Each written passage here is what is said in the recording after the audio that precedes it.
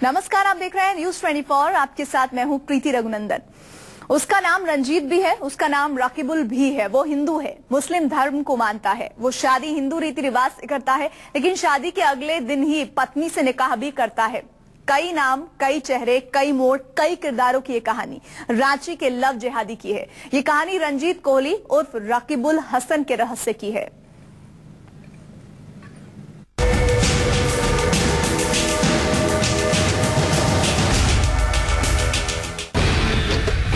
बदन पर लाल शर्ट,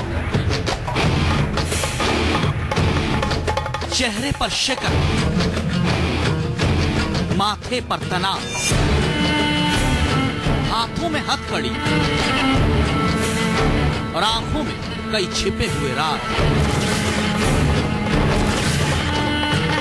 ये चेहरा रंजीत सिंह कोहली का है या फिर रकीबुल हसन का? इस चेहरे के पीछे छिपे हैं कई रहस्य और उन्हीं रहस्यों से आज पर्दा उठेगा। इस कहानी में कई मोड़ आते हैं और हर मोड़ के साथ जुड़ता है एक नया किरदार, लेकिन सभी किरदारों में 3 किरदार सबसे अहम है। पहला किरदार है नेशनल लेवल की शूटर तारा सहदेव का। दूसरा किरदार है तारा सहदेव का पति रंजीत सिंह कोहली उर्फ रकीबुल हसन और तीसरी किरदार है रंजीत सिंह की माँ। सबसे पहले जान लीजिए कि ये तीनों किरदार अभी किस हाल में हैं। रंजीत सिंह कोहली उर्फ रकीबुल हसन रांची पुलिस की गिरफ्त में है। उसने लड़ा दिया है सब धर्म के नाम पे सबको। पुलिस ने रंजीत उर्फ रकीबुल की मां कौसर बी उर्फ कौशल्या रानी को भी गिरफ्तार कर रखा है। हम कुछ नहीं, दोनों अपने शादी किया, अपने जो करना है। तीसरा अहम किरदार है तारा शाहदेव, जिनके शरीर पर चोट के कई निशान हैं और वो इंसाफ की गुहार लगा रही हैं। वो गिरफ्त हुआ है। अपनी कहानी को तफसील से समझने के लिए ये जानना भी जरूरी है कि तारा शाहदेव ने आरोप क्या क्या लगाए हैं। तारा शाहदेव के आरोप हैं कि धर्म छिपाकर रंजीत उर्फ रकीबुल ने उनसे शादी की, शादी के अगले दिन जबरन निकाह किया, फिर तारा पर धर्म बदलने का दबाव डाला, इनकार करने पर पिटाई की, तारा को कुत्तों से कटवाया, सेक्स रैकेट तक में धकेलने की धमकी दी। रंजीत सिंह ही रकीबुल हसन है या रकीबुल हसन ही रंजीत सिंह है? रकीबुल हसन रंजीत सिंह नहीं है या रंजीत सिंह रकीबुल हसन नहीं है? इसी रकीबुल और रंजीत सिंह की पेचीदा पहेली में एक और नाम है। जी हाँ, बब्बा। रंजीत सिंह उर्फ रकीबुल हसन के बचपन का नाम बब्बा था। इसी बरियातू हाउसिंग कॉलोनी के घर में उसका बचपन गुजरा। रंजीत सिंह उर्फ रकीबुल हसन की मां अपने पति से अलग रहती थी। रकीबुल हसन उर्फ रंजीत सिंह 4 भाई बहन थे। घर तंगी से गुजर रहा था और उसकी मां आसपास के घरों में काम कर कर गुजारा करती थी। यहीं पर बगल में ही हमारे वो लोग रहते थे और रंजीत कोहली बब्बा जो लड़का था वो हम लोग से काफी जूनियर रहा है, तो उसको बचपन से हमने देखा।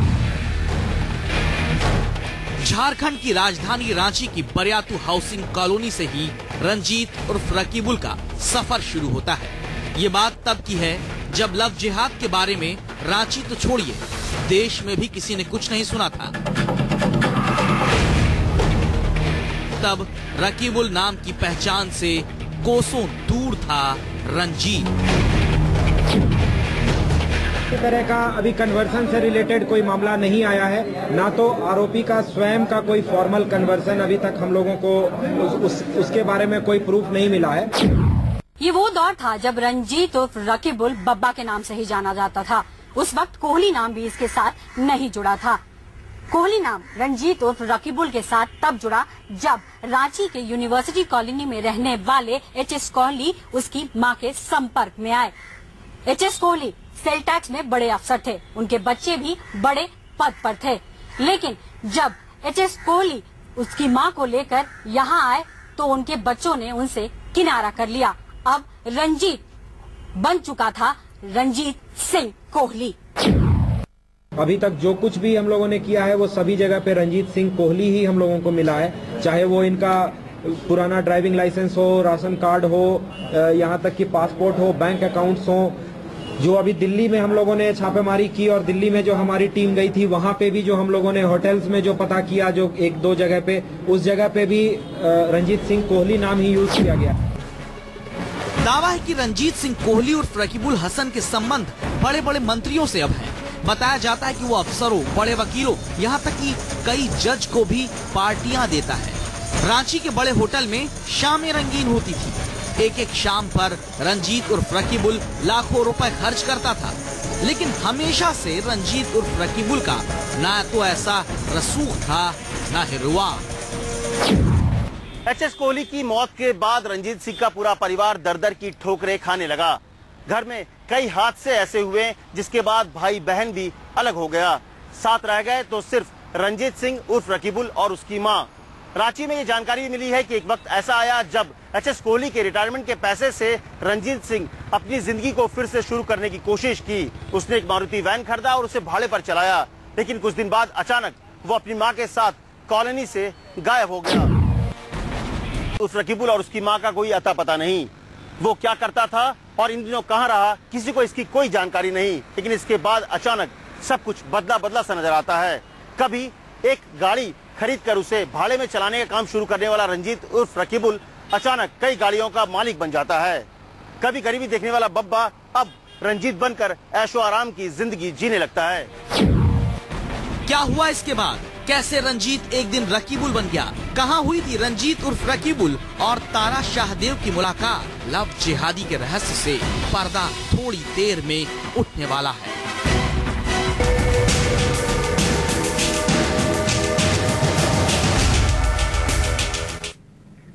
रांची में न्यूज 24 के रिपोर्टर पल्लवी झा की मुलाकात हुई मुन्ना पांडे नाम के एक शख्स से, जिन्होंने हमें बताया कि कैसे वो इस पूरे मामले को रोक सकते थे। लव जिहादी की कहानी का यह हिस्सा बहुत ही चौंकाने वाला है।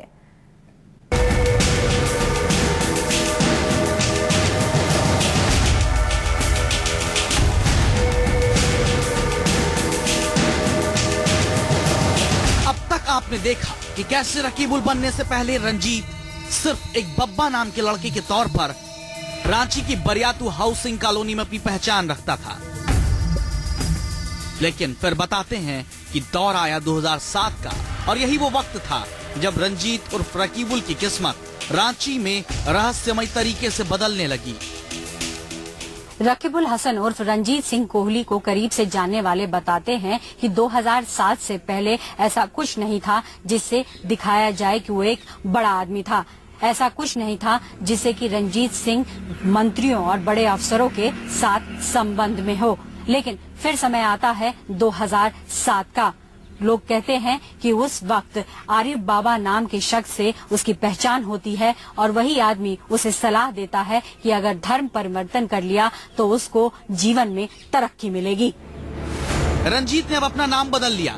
नई किस्मत के लिए रंजीत ने नए धर्म की आड़ ले ली, लेकिन दावा है कि उसने अपना धर्म नहीं बदला। यानी रंजीत सिंह कोहली 2007 में रकीबुल हसन तो बन गया, लेकिन न तो कागजों में उसने धर्म बदला, न समाज के बड़े हिस्से के सामने। ये इस्लाम धर्म से भी प्रभावित है। ये अपने आप को और कई धर्मों के पुस्तक और अध्यात्म से जुड़ी हुई किताब पढ़ने की बात बताता है।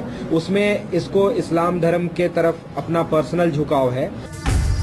यानी रंजीत अब रकीबुल बन चुका था। उसके ठाट बाट भी हो गए थे, जिंदगी जीने का तरीका भी बदल गया था। रांची में उसका नाम समाज के नामी चेहरों के साथ जुड़ने लगा था।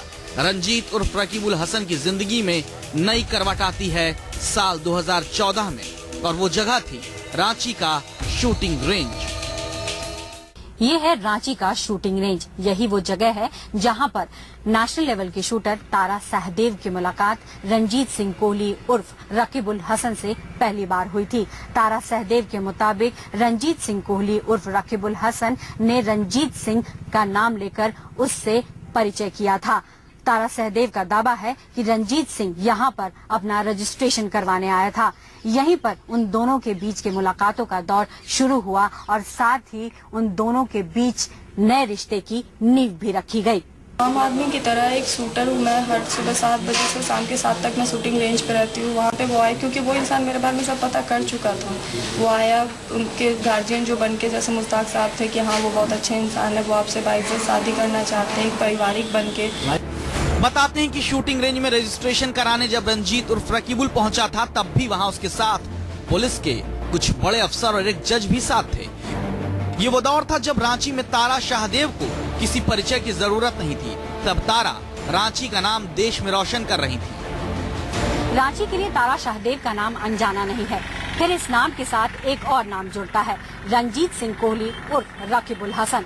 7 जुलाई 2014 को बड़ी धूमधाम से एक 5 स्टार होटल में हिंदू रीति रिवाज के अनुसार दोनों की शादी होती है। रंजीत सिंह उर्फ रकीबुल हसन हिंदू रीति रिवाज को निभाता है, 7 वचन लेता है और 7 फेरे लेता है। लेकिन तब किसी ने ये आवाज नहीं उठाई कि तारा शाहदेव जिससे शादी कर रही है वो हिंदू नहीं मुस्लिम है।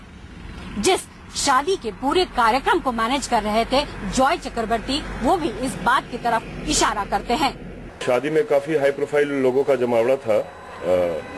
एक हमारे पूर्व विधायक मंत्री जो भी कहें, ये हमारे पूर्व स्पीकर थे विधानसभा के नामधारी जी थे, कुछ जुडिशरी के लोग थे।